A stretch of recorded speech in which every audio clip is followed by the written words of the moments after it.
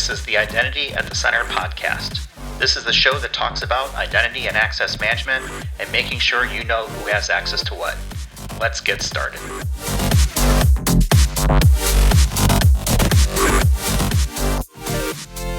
Welcome to the Identity at the Center podcast. I'm Jeff, and that's Jim. Hey, Jim. Hey, Jeff. How's it going? Not so bad. Yourself? Good, man. It's sweatshirt weather, which presents a challenge for me because now I have a 16-year-old in the house. He's getting bigger and stealing my clothes. And so when I went through my stock of shirts and long pants, I realized there were many missing. So we had a little talk, and I got some of them back. And yeah, I'm enjoying the crisp weather. Did they smell okay? Or at least how did they smell when you got them back? Yeah, they were fine. They were fine. And I'm really excited about our guest today. He's somebody I had a chance to work with at Identropy a few years back. He's actually one of the people I really look forward to working with. He's just somebody that I had a lot of respect for and a lot of just excitement to work with. He's kind of a thought leader in our space. So I think our listeners are in for a real treat today. Yeah, in the biz, I think we call this a good get, right? As professional podcasters that we are. Why don't we go ahead and introduce him? His name is Nishant Kaushik. He is a CTO at Uniken. He's a former Identropy alumnus and all-around identity maven. Welcome to the show, Nishant. Thanks for having me. Thanks for the kind words. Thanks for taking the time to sit with us here virtually. I was trying to think about what our conversation today was going to be about. And we usually try to have kind of like a theme. And I'm looking over kind of like the notes and kind of things that we were thinking about. And it's really, today's theme is we don't really have a theme other than it's just a bunch of IAM related topics, and questions for you and maybe towards the end, get into some predictions since we're getting towards the end of the year, and that's kind of the hot thing, right? Do predictions for the next year. Hopefully it will be better for all, but maybe we can get to that. But before we get to that, why don't we start with you and your background? I'm curious as to how did you get into IAM? Is it something that you chose or did it choose you? I think it would be fair to say that I fell into it, right? So whether it chose me or not, I don't know. It may be regretting those choices now, but I definitely didn't set out to be in IAM. It was basically, this goes all the way back to 2000. And I was at a startup that was about to go kablooey. So I was in the market looking for a job and found a senior developer posting for a startup in downtown Manhattan that I applied to, went and did the interview. And they had an office in the World Trade Center on the 87th floor. And my reason for joining, besides the cool cat who interviewed me, who was British and a good friend of mine, John Eisen, besides that was the fact that on the 87th floor, it was a really cool view. And I was like, hey, it will be fun to work here. So that's basically what led me to join them. And we were working on Active Directory and managing Active Directory accounts. And, like I said, didn't really know it was IAM in any way, shape, or form for a long time as we just started going through the journey of working on the product and just continued through that. And I think organically grew into what has ended up being a long career in the identity industry. Hey, Nishant, could you maybe give us kind of some of the, I'm real excited because I think I know your background, right? But I think for our listeners, maybe some of the companies you worked at along the way, including Identropy, which is probably the greatest one, say for Uniken, okay? But why don't you give us a little bit of a background on some of the companies you work for and maybe some of the things you did at those places? Sure. So when I joined Tor Technologies, which is the company I was referring to just now, we were basically building a tool that started out with Active Directory, but essentially became one of the main provisioning products in the industry. For a long time, we were competing against a company you may have heard of called Waveset, and we had a really strong rivalry against them. And so that was a good 5 years of my life, built some really solid knowledge there, rising up through, like I said, starting out as a senior developer, but then transitioning to becoming product architect as I led the building of the product from purely provisioning to getting into things like access governance at the start of what is now known as identity governance, and building some of the recertification features and things like that. And that led us to achieving some pretty good market traction. Did some good work with large financial institutions that basically ended up with us getting acquired by Oracle in 2005. And so I then spent the next, I want to say, 7 years of my life really getting into identity management across all its dimensions, looking at the whole portfolio of all the products that Oracle had and then some, because they acquired Sun, of course. Towards the end of my tenure there, we actually had 2 of every product. And that was a big part of what I was working on, is how to reconcile the portfolio. But, towards the end of my tenure there, that was when there was a lot of interest in the shift towards SaaS and what SaaS meant for identity, both from the perspective of how identity fits into the SaaS enterprise model, as well as what it meant for us in terms of delivering identity as SaaS. And I'd worked a little bit on trying to come up with a strategy for what that meant for Oracle, which wasn't really going anywhere. And that's when I was approached by our old colleagues, Frank and Ranjit, to join this little firm called Identropy that had this idea of, hey, we have all these really good practices that we've deployed over and over again in solving the identity management problem. What if we took those best practices and encapsulated that into a SaaS product? And so that led me to joining Identropy and trying to build a little IDaaS solution that, we had a good ride. I think we were on our way to building something really interesting and really good. But it wasn't to be, because we actually got snatched up by CA Technologies, and the product became the basis for what would be their second version of an IDaaS product that they tried to bring to market. So that led me to CA Technology, but my tenure there wasn't nearly as long as it was at Oracle. I lasted there a year before I jumped out to spend a little bit of time working on a consulting basis while I tried to figure out what I wanted to do next. And then that's when I joined Uniken, where I am CTO right now, running our strategy, vision, and product direction. Nishant, it's got to be a bit of validation for you that, I remember so many of the ideas that you had around, the product being called Squid Lifecycle when it was with Identropy, that you and the team kind of built from the ground up, but kind of with the vision of it being a true software as a identity as a service, software as a service offering, an API approach. It's got to be validating to you now that you see that the market really is all about that today, right? Oh, absolutely. I think we had the right idea. We definitely had the right approach. Maybe it was just timing or whatever you may want to call it, but it definitely feels like we were on the right path. And the market, as you said, has definitely shifted towards that, between the growth of SaaS, between the emergence of really usable, strong standards in this space.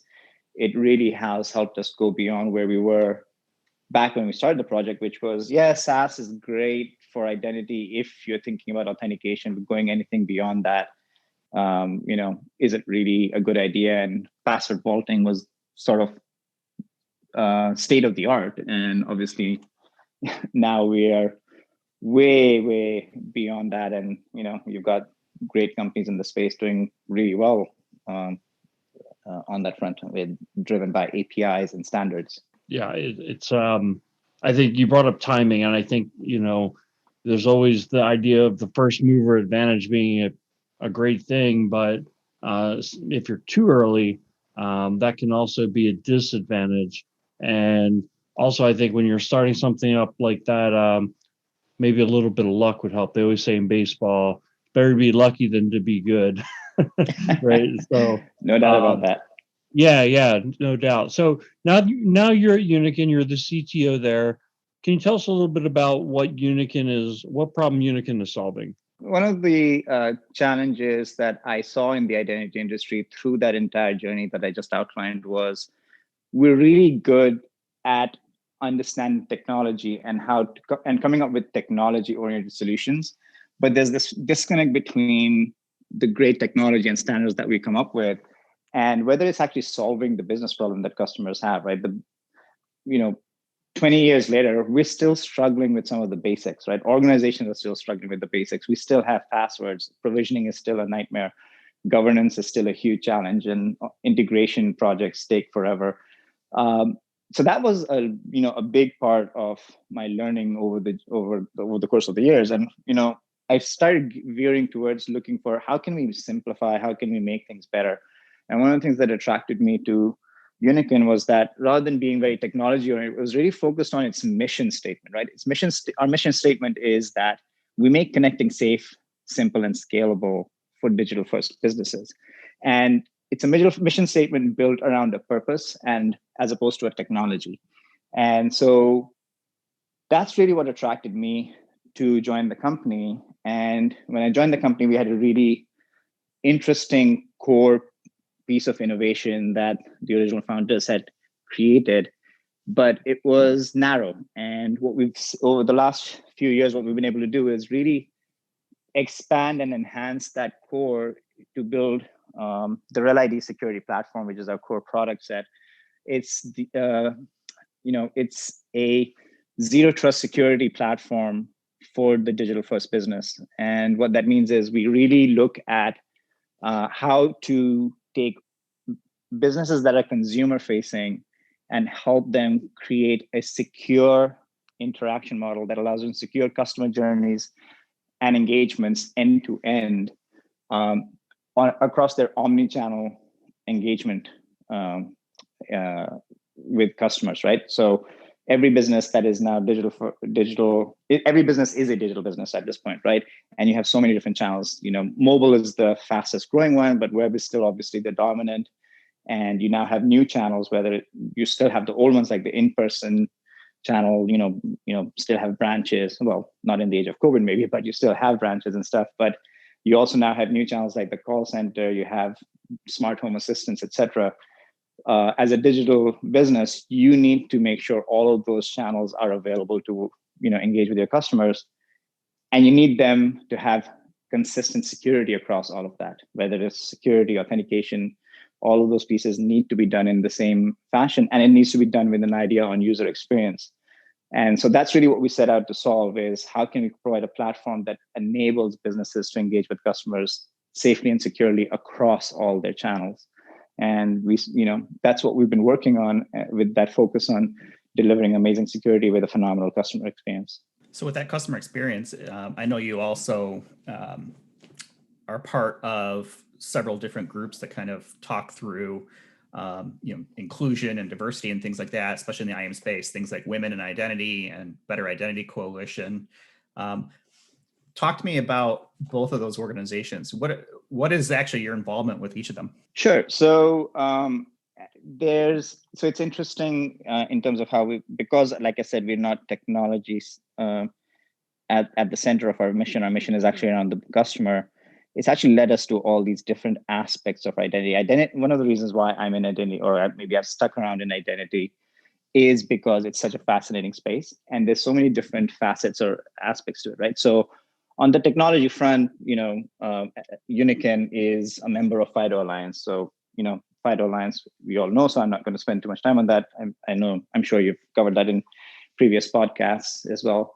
But there's other aspects to identity that go beyond technology. So one of those is the fact that identity touches so many aspects of business that it needs to be designed for equity and inclusion. And you can't design for equity and inclusion unless the teams that are building it themselves are designed with equity and inclusion. So you need to have a diverse set of individuals that are helping build digital identity solutions for everybody. And really that's what the mission statement for Women in Identity is. Women in Identity basically is focused on multiple initiatives that are sort of targeted at making sure that the digital identity industry is more diverse, has a more diverse workforce, is able to bring in different people with different viewpoints that can therefore influence the technology we're building to make sure that it caters to those different individuals and diverse groups. So it's an amazing organization with an amazing leadership team.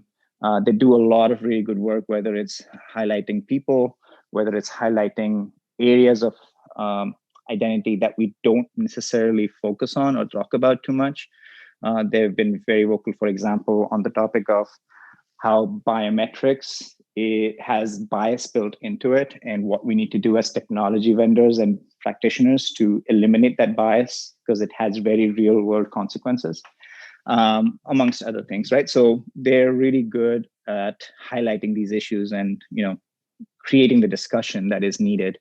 So I've been a member of the group since the very inception, when it was being created at I think at the Identiverse conference. The founders were sitting and planning out what the organization was going to look like. And at Uniken, we sponsored them because we believe in that statement, right? We at Uniken, we are actually involved in projects all across the world. Not only do we have implementations going on in the US, but we have it in Central America, in Africa, Southeast Asia.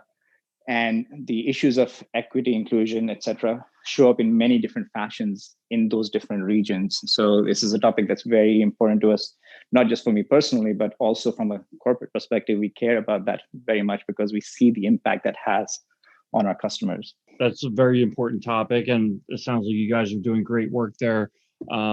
We added a member of our team.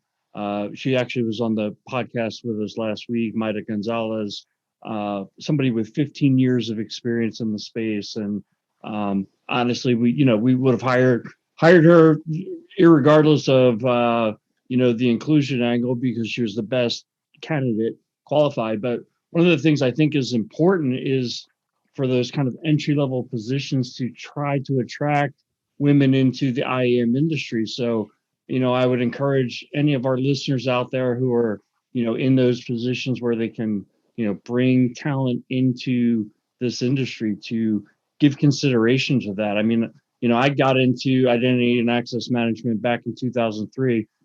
Definitely was a male-dominated industry. Probably to some extent that's true today as well. I've definitely seen more women in the IAM space since then, but I think it's not something that we want to drop the ball on or not put a focus on yet today and into the future. Absolutely. And the other thing the other organization you mentioned was Better Identity Coalition. So as I mentioned, identity being multifaceted. So Better Identity Coalition looks at identity from the policy and regulations and sort of public-private partnership angle. So the Better Identity Coalition is it's an initiative out of a nonprofit. And the objective of the membership is to actually influence policymakers on the Hill. It's very US-centric, though it does look at things globally. But its focus is on the US market, and it's really focused on influencing policy initiatives that are happening, because we understand that what happens in identity influences businesses of all nature, right? Whether it's financial, whether it's healthcare, whether it's government, like in terms of services that citizens need from the government. Identity is critical to all of that. And it can't be done without policies being in place that help it. So the Better Identity Coalition is really focused on that, public-private partnership aspect of it, influencing policy. For example, they've been very influential with engagement that has led to HR 8215, which is a new bipartisan bill that has been introduced in the House by Representative Bill Foster, called the Improving Digital Identity Act of 2020. And it's really focused on addressing shortcomings in America's digital identity fabric and creating better ways for Americans to be able to do business securely online. I know that you and I are both members of ID Pro, which is another IAM focused organization. And you mentioned Identiverse. You did do a Identiverse talk earlier this year that was around Mission Impossible, which I thought was great, by the way. I guess how do you see organizations like ID Pro fitting into that kind of, I guess the world of IAM organizations, right? There's Women in Identity, there's Better Identity Coalition, there's ID Pro, there's FIDO Alliance. It seems like there is some sort of group or coalition or whatever it may be for very different areas of IAM, and that there's a lot of opportunity for people to kind of pick and choose maybe even specific or multiple groups that they'd like to contribute to. Absolutely. So I've been a member of ID Pro since the beginning as well. Didn't really have a choice. I think Ian was on stage staring straight at me saying, "You need to sign up." And I was like, okay. It goes back to the origin stories, right? Like as it sounds like you ask everybody about their origin story, and it's kind of the same, right? Nobody set out to be in IAM. We all kind of fell into IAM in some way, shape, or form, or got drawn into IAM from sideways. And that's because identity is not something that people set out to be, unlike other pillars like security, like privacy. Identity has lacked that professional aspect to it. And that is hand in hand tied to how the industry will evolve, right? We talk about the lack of talent or the lack of focus. Most of the folks in the industry learned about identity by working on a product, by being proficient on a technical product.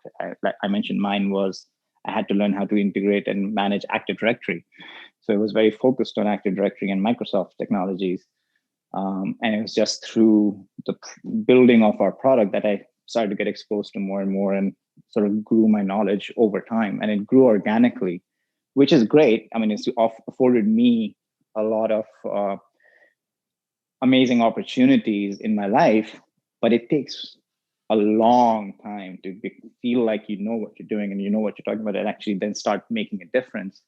And given how important identity is, we just can't afford that kind of lag in development of talent. And that's what ID Pro is trying to address, right? So, like I said, it's identity at the center, as your podcast is called, means that it has a 360-degree view that you have to care about. So whether it's people, whether it's policy, whether it's technology, all of those aspects need to be addressed. And as you said, there's an organization for each one of those, many organizations for each one of those. So it can be a little bit daunting. And we're going to have Ian on here in an upcoming show, hopefully in the next few weeks. So I don't want to spoil his thunder, but ID Pro recently did a skills survey. And, one of the questions that gets asked in that is, how long did it take before you felt proficient in IAM? And I think the most common answer was somewhere between I think it was 5 and 10, or maybe it was 10 and 15 years. But, when I say common answer, it really wasn't that much different than other answers too. So I think there's a lot of discrepancy and variation between, well, what does comfortable mean from an IAM perspective? I feel good on an ops perspective because that's how I grew up. It's funny, I had an opposite experience as Jim. When I joined IAM kind of officially for the first time, I joined a group of ID administrators and I was the only guy on the team. It was all women on the team. So I learned IAM from those folks and kind of grew up on the operations side. So that's where I'm most comfortable. And I would say still am, because that's where I've had the most experience in. You start branching out and you realize that IAM has so many other facets to it that are both technical and non-technical. And it can take quite a while before you get the exposure to all of that, where, now I feel like, okay, yeah, I've got a pretty good handle on IAM stuff, but there's always something new to learn, right? There's some new technology, some new framework, or some other thing, right, that kind of comes along. And that's like, okay, let's rethink this and think about how this should work going forward, and put the past behind us and how should it work versus, well, it's just the way we've always done. And that's one of the things that I thought was interesting about your Identiverse talk. It was themed around Mission Impossible. And one of the things that I pulled out of it was you had a statement around biometrics as convenience versus security. And I thought that was really interesting. Maybe you can kind of summarize and tease it, because I'm going to have a link to that in our show notes here for people to check out. But maybe kind of talk about what you meant by that real briefly. Sure. So the reason, so the Mission Impossible is the theme that allows me to inject some humor and some sort of interest into the talk. But the actual objective of my talk was to actually address some of the myths that exist in identity management, some common myths that exist. And it was really born out of my frustration from having been, like I said, in trying to solve problems for businesses, constantly running up against the brick wall of these myths and how they really skew the discussion or prevent organizations from doing the right thing in many cases. And one of those is there's a lot of myths around biometrics, right? And how they fit into the equation. And the common thing that you would hear over and over again is biometrics are not good for security, and but they're a good convenience factor. And it's really rooted in this idea that biometrics are being used to make it easy for users to log in, so that they don't have to type in a password in a app, or they're not having to type the passcode into their device, and the biometric is easy. And for sure, it is, from a user experience perspective, really useful because the data backs that up, right? Before the introduction of things like Touch ID and Android fingerprints, the number of devices on which a passcode was enabled was really low, and it tripled after Touch ID and Android fingerprint were introduced, simply because users were sick and tired of having to type their passcodes in all the time, and it just became a super easy experience for them.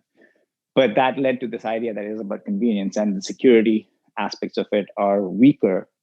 And what I'm trying to address in the talk is, no, you have to understand what the security characteristics of biometrics are, apply them properly. And if you apply them properly, they actually are better for security. And you just have to make sure that it fits into your overall threat models and things like that. So that's one of the reasons why, if you look at what FIDO has done in their work, FIDO leverages on-device biometrics significantly as part of its recommendation. It's not required, obviously. You can use a YubiKey, and YubiKey, even though YubiKey just came out with the biometric reader on their YubiKey doesn't require a biometric. So it's not like biometrics is a required part of the FIDO protocol, but everything you see and hear from the FIDO Alliance, they talk about the significant benefit of using on-device biometrics. And so I think that fighting that misconception is pretty critical as we start looking at how can we make the landscape of security and authentication better, not introduce passwords where passwords have not existed before, get rid of passwords where passwords are an existential threat and issue to the security of services today.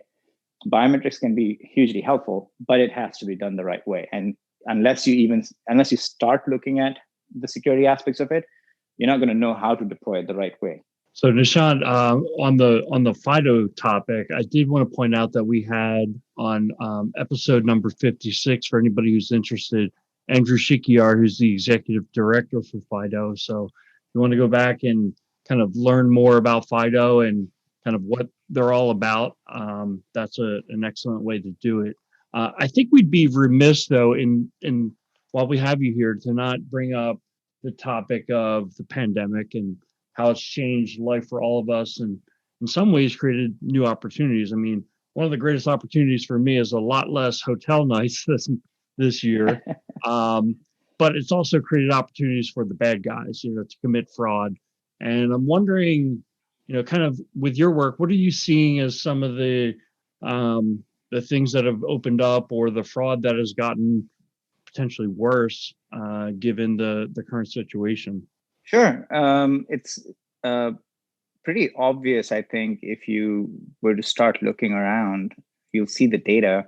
that what what COVID resulted in with the increased work from home environment is sort of an escalation of attacks that already existed, but basically got souped up and went into turbo mode, right? So the shift of employees going from in office to working from home meant that the lax security practices that were in place kind of got exposed. The attack surface basically got increased, right? You had way more people that were now available for you to leverage as an attacker as part of your campaign, right? So if you look at, for example, whether it's phishing or vishing, or which is voice phishing campaigns, those increased dramatically after the increase in remote work. And the reason for that is you now had a larger population of users that you could try to trick into divulging passwords and system access. And phishing is a numbers game, right? It's the more people you can try to attack, there's a certain percentage that are going to fall for it. So the more number of people you have that you can attack, the higher the chances of getting in. And the shift to work from home really exposed that, and it really exposed how our sort of security models were not designed for it, right? We had models that were designed for a 30% work from home workforce working remotely.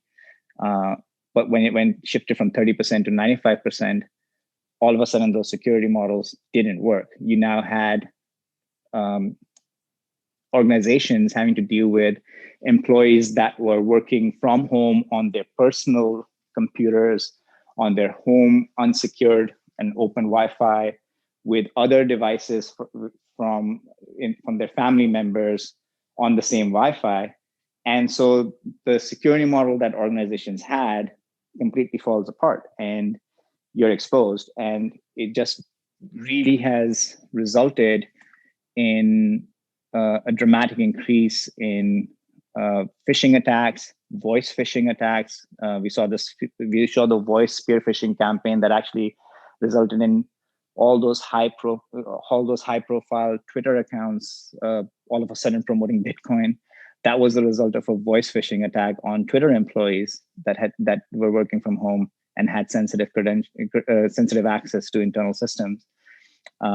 We've seen the impact on citizen services, right? So, for example, we saw with unemployment benefits not being ready for the huge number of claims that were going to get filed, we've seen a large number of fraud cases against the system. I think Illinois reported that they had more than 121,000 instances of unemployment fraud because the benefit system wasn't designed to do proper identity proofing, and so on. So it's exposing the weaknesses in our end-to-end security model, whether it's identity proofing, whether it's strong authentication, whether it's channel security. This is at the core of what I was talking about in our zero trust model, where we look at not just we're not just looking at strong authentication, but we actually combine strong authentication with things like network security and channel security, device security posture, and identity proofing and verification for onboarding. All of those things have to be put together into a single security platform in order for you to get that defense in depth necessary to protect against this new threat model, a new attack surface environment that organizations are dealing with. So Nishant, one thing that I wanted to throw out there, like you've been in this industry now, I think for like the full cycle of what the industry is, really from starting with Thor, going to Oracle, back into the consulting space, or I think you're more in the product development space, but then going to CA, you've kind of seen all the different vendors come onto the magic quadrant, if you will, and some of them move down to less relevance. And what I'm getting at is, primarily at one point in the game, it was like CA, Oracle, and IBM were the most relevant and kind of the only options for large enterprises in terms of IAM. They've lost a lot of relevance these days, and other companies have had the opportunity to kind of eat their lunch. I wonder if you agree with that statement, and kind of what are the trends that you think led that to happen?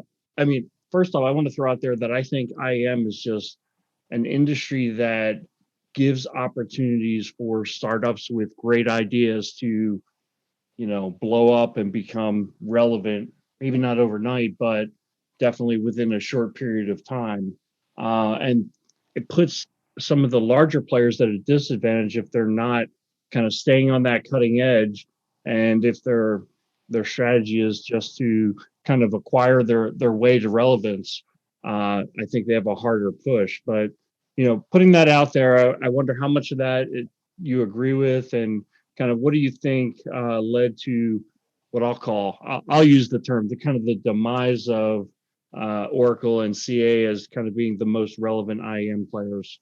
I think at its core is what you described, that IAM is such a constantly evolving space that unless you're staying on top of it, you're being agile, you're being nimble, and you're continuously investing and innovating and building your solutions, you are going to fall behind, because the solution identity is so critical to organizations today, whether it's from a security perspective, whether it's from a compliance perspective, whether it's from a customer experience perspective, that you just cannot afford to have subpar identity practices and technology in your portfolio. So organizations, so vendors that have not focused on identity and continue to invest in evolving it with the times, you run the risk of the technology becoming stale and therefore irrelevant to many organizations. And I think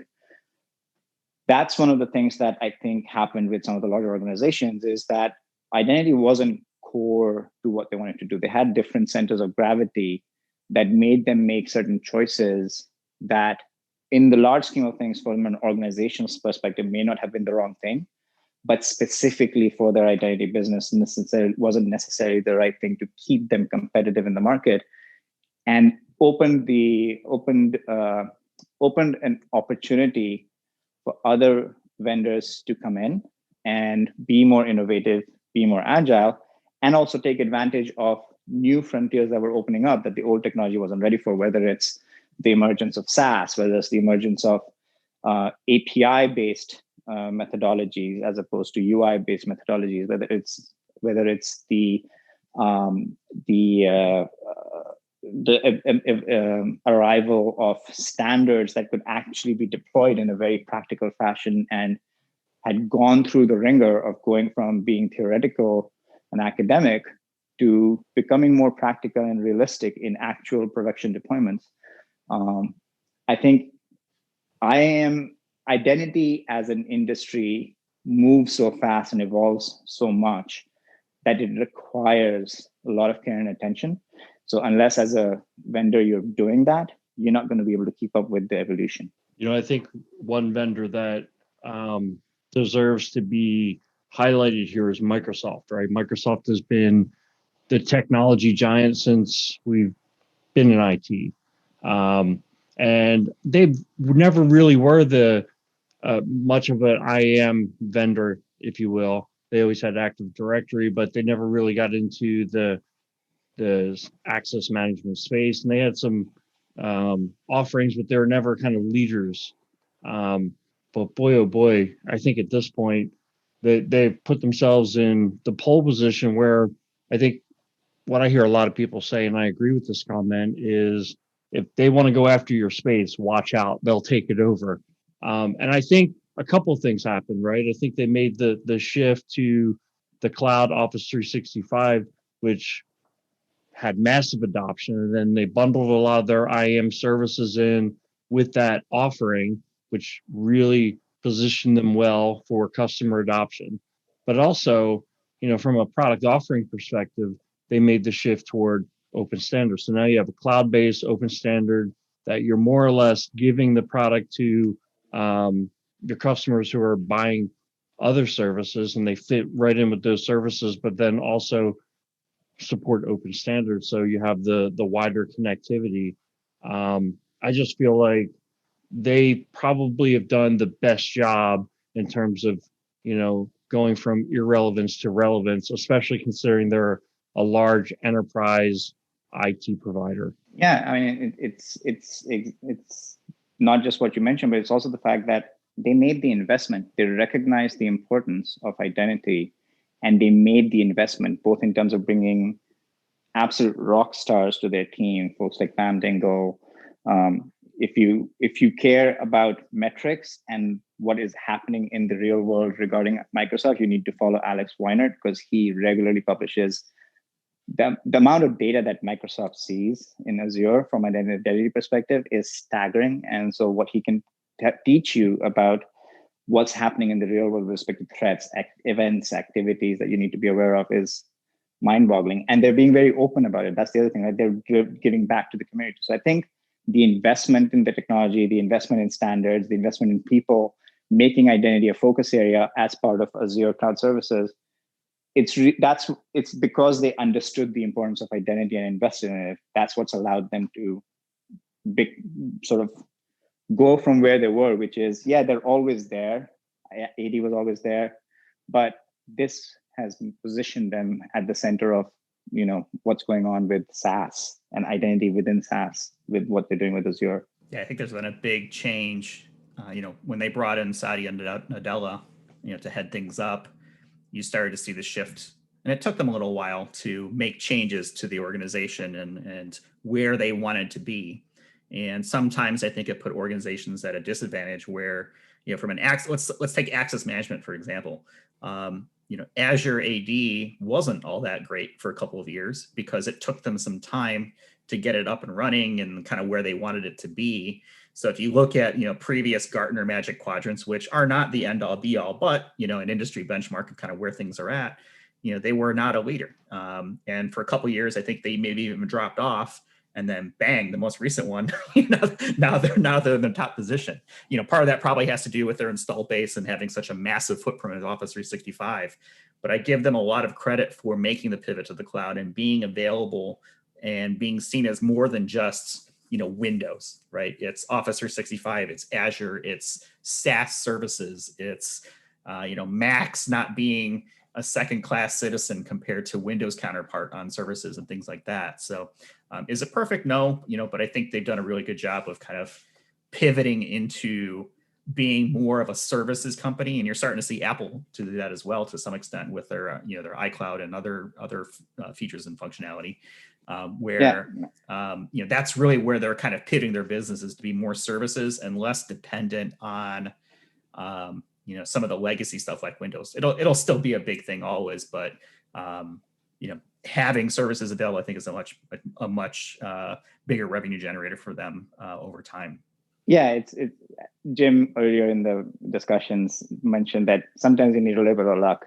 In the case of Microsoft, they didn't need the luck. They were big enough and they had the base. What they needed was to keep the faith, and they kept the faith, right? So continuing to recognize the importance of identity and keeping the faith that the plan was going to pan out allowed them to get through that rough patch and come out on the other end stronger, which is something that not all big organizations are able to do. I can tell you that from experience.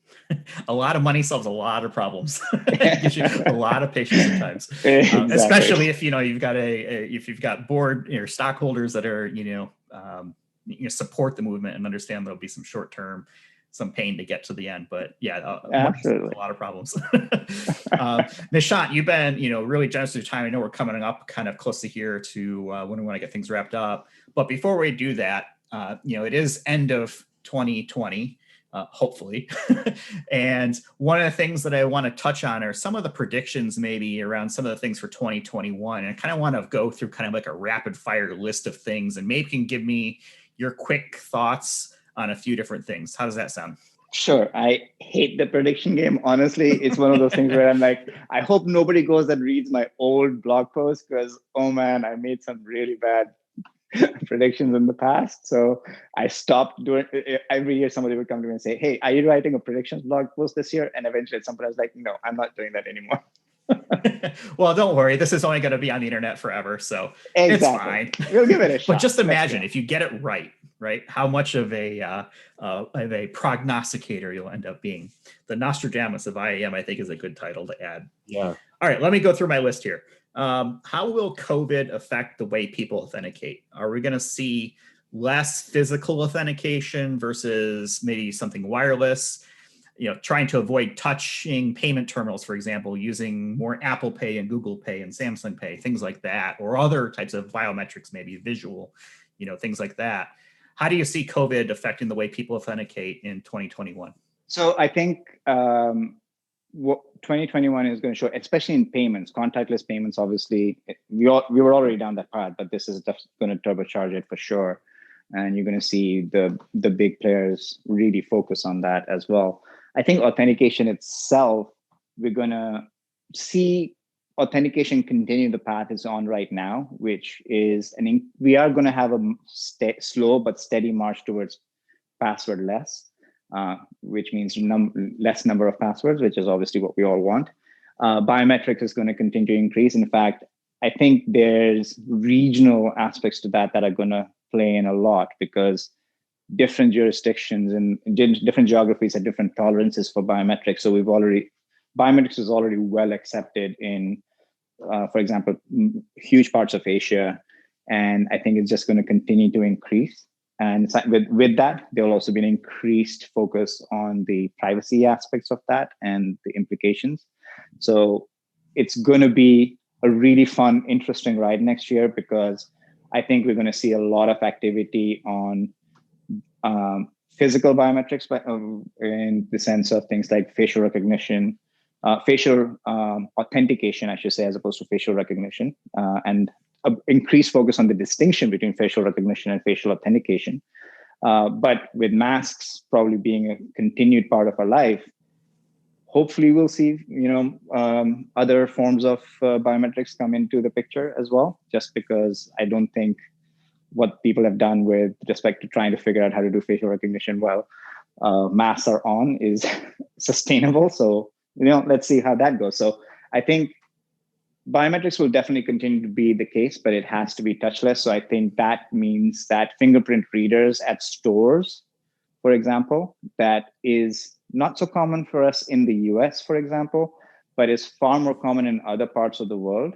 I think fingerprint readers at stores, firms, banks, etc., are going to start to get replaced by mobile-based solutions that rely on QR codes or NFC in order to make it contactless, right? So we're going to see some of that happening quite a bit. So authenticate to your personal device, and then somehow the device becomes the factor, exactly. Right, that's authenticated. Exactly. Mobile devices are just going to become central to a lot of our activity, because you don't have to give them up to somebody. So it promotes the contactless aspect. And so that leads me to a couple of follow-up I had around. So let's talk about iPhone real quick. Sure. iPhone has gone away from fingerprint and touch ID over the last couple of years. Mm-hmm. They've turned to Face ID. Now we're wearing masks, and that doesn't work so well. Mm-hmm. The newest iPad, though, has a fingerprint or touch ID built into the power button. Here's an off-the-wall question. Do you think the next iPhone is going to have touch ID in a similar manner? I would love to say yes. I was actually hoping it would be this year, where they would have a fingerprint reader within the screen, or at least on the back of the phone, which I don't know how that would work with the fact that I cannot survive without a case on my phone. But yes, mm-hmm. I do think fingerprint readers, we will basically, I don't know if 2021 is the right time, but definitely by 2022, I do anticipate that iPhones will have both face recognition as well as fingerprint readers, both in them. Just because, as you said, we need it. There is no way to get around that. I hope you're right too. And for the record, I am violently opposed to fingerprint readers on the backs of phones, because I like to put the phone down. And if I have to authenticate and pick up the phone to then put my finger in the back, I just hate that. And I know Google does that. Not a fan of it. Sorry, Google, but at least you have the touch ID, or that you have the fingerprint authentication. All right. What about things like WebAuthn and FIDO2? I kind of think that we're going to see a little more adoption there, but what do you see for 2021 now that pretty much all the major players have adopted the WebAuthn standard? So it's fragmented. I think the WebAuthn standard is excellent. One of the big focus areas for us this year at Uniken was building our FIDO compliance into our solution and building in support for WebAuthn in it. But really what will be the impediment for WebAuthn just taking over, because all things being equal, I think WebAuthn would take over easily, is the user experience. I think right now the user experience is still problematic. When you have WebAuthn support in mobile browsers on mobile devices that have FIDO built into it, like on the Android devices and on iPhone, iOS, those are fine. Those will work great. But the user experience for registering a YubiKey or even your Touch ID on your MacBook Pro on desktop is still very clunky, very problematic, and is a big turnoff for consumers, right? So I think that is going to be a significant hindrance into WebAuthn really taking off the way it needs to. I know this is an area that there's a significant amount of work happening right now to try and standardize that user experience, because unless you standardize that user experience, A, you can't work out the kinks and make it better, but B, a non-standard experience is an invitation for attackers to exploit it. And so that's going to be, I think, the thing that holds it back in 2021. Hopefully by 2022, that hindrance is gone. And in 2022, WebAuthn really takes off. But given the state where things are today, I don't think we're quite ready for WebAuthn to, shoot to the moon right now. Okay. What about sovereign identity and blockchain? We've been hearing about that for, I feel like, the last couple of years. They seem to have gone a little bit quiet more Next recently. question. But where do you see both of those kind of related things, by the end of 2021, let's say? Next question.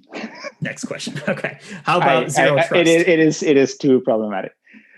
So zero trust. So you heard me use zero trust in when I was describing what we do. Like, it's a term that I've quite frankly tried not to use because it A is so overused now, and B is so fuzzily defined that everybody was able to, like, you should have been at RSA conference walking the floor and you would see more than half the companies had zero trust in their banners. So I think if we step back from the marketing stuff and actually look at what it is in terms of an architectural methodology, I think zero trust is absolutely something that every organization needs to invest in. It's basically defense in depth. It's about multi-layered defenses that you need to put in place, and you can't just focus on one piece. One of the things that for all the years that we've been doing authentication and strong authentication, we do not think about the security of it. So we always assume the security. Yeah, we're doing strong authentication and tokens are flying back and forth, and username passwords are being sent over the wire. Yeah, there's TLS. TLS takes care of the security of it.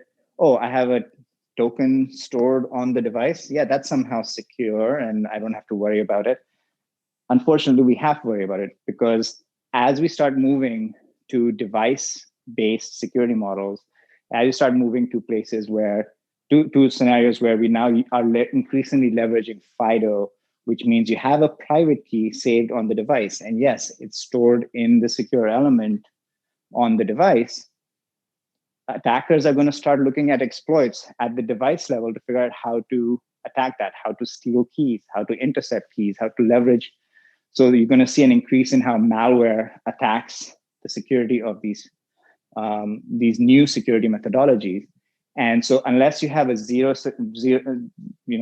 trust architecture approach, which is, I'm not just going to look at strong authentication, but I'm actually going to look at the entire threat model and look at all of these layers, you're going to leave yourself just as vulnerable, even in a FIDO security model, to attacks that, just like we've had with passwords, where passwords are fine if you have a strong password and nobody can guess it, but that doesn't mean that phishing doesn't compromise the strongest password, right? So I think the understanding of the architectural approach is continuing to grow and increase, and I think it's definitely here to stay and become a core part of how organizations think about their security architectures. All right, my last one is around deepfakes.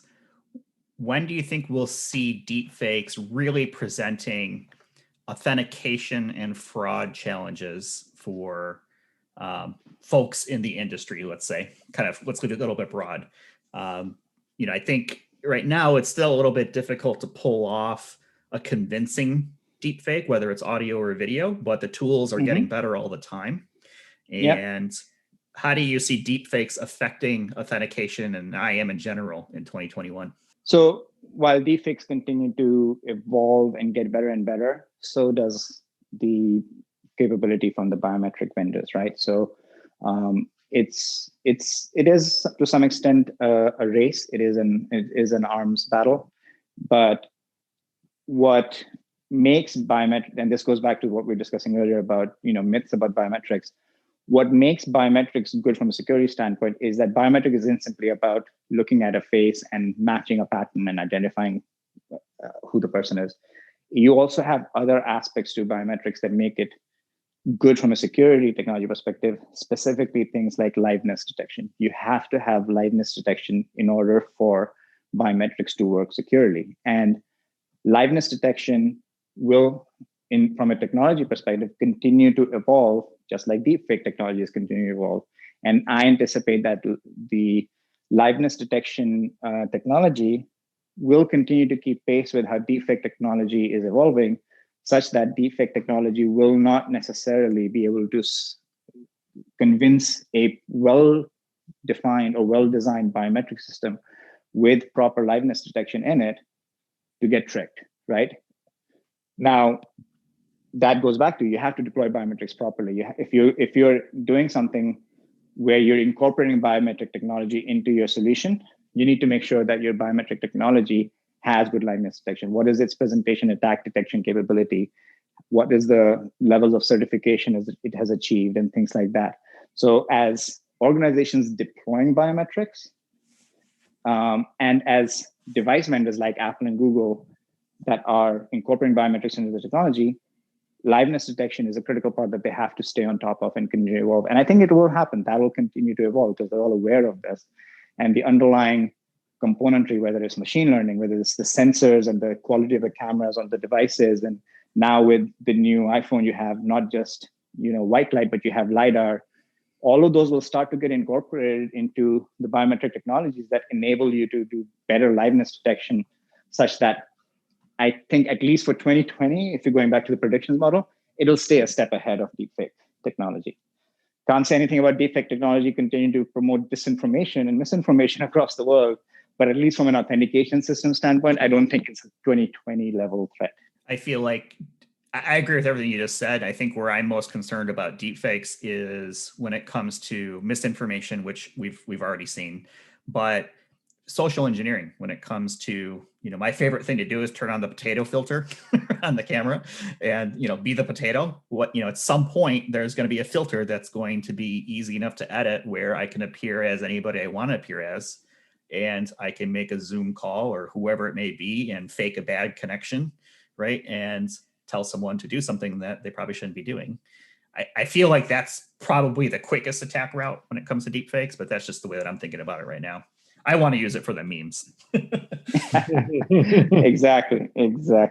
That, and let's hope it stays there. That's exactly where we want to keep it, bottled up. All right. Well, I know we've gone pretty long today, but really appreciate the time. Before we get things wrapped up, Nishant, is there anything that you'd like to throw out there as any words of wisdoms or maybe other final predictions for what you think 2021 might bring upon us? Just as anybody's in identity, like I said, there's so many different aspects to it. Figure out the aspect that will help you and your organization or your project get better, right? If it means you as an individual and as your teams joining ID Pro, absolutely join ID Pro. There's a wealth of information and there's amazing discussions happening. Join Women in Identity. Even if you're a man, even if you're, not in the US, it's a global organization. Diversity doesn't mean women, even though women is in the title, it's about diversity. Join that and learn how to create a more diverse team and inclusive team, and keep an eye on things that are happening on the regulatory front. There's going to be a lot of stuff happening on the privacy front that's going to be happening from a regulatory perspective that is going to really significantly impact a lot of the work that we do. And that's getting really ratcheted up. So that actually is one of the predictions for 2021 is we're going to see a whole bunch of privacy regulations come out that are going to significantly impact the work that we're doing. Yeah, I think that's a really good point. You bring up the globality, if that's a word, of identity and access management, and the different organizations. This show, for example, has a pretty good following internationally. We've seen a lot of growth actually in the London area, which is fantastic. And I'm a little bit disappointed because I was supposed to be in London earlier this year to watch the Cubs and Cardinals, and obviously that didn't happen. So I'm looking forward to my trip there next time. But all these organizations, are, at least the ones that I'm aware of, things like ID Pro would love to have more international representation. And, it's a good time to join any of these organizations that you think that might be helpful, either for yourself, in your career, or, just you're interested in. Jim, any last thoughts from yourself? Yeah, I'd encourage everybody to get out there and watch Nishant's Identiverse talk. He's a fantastic presenter. I think, just learning to present, he does it in such a cool style. So see what we can take away from that, maybe incorporate some of that into your own talks.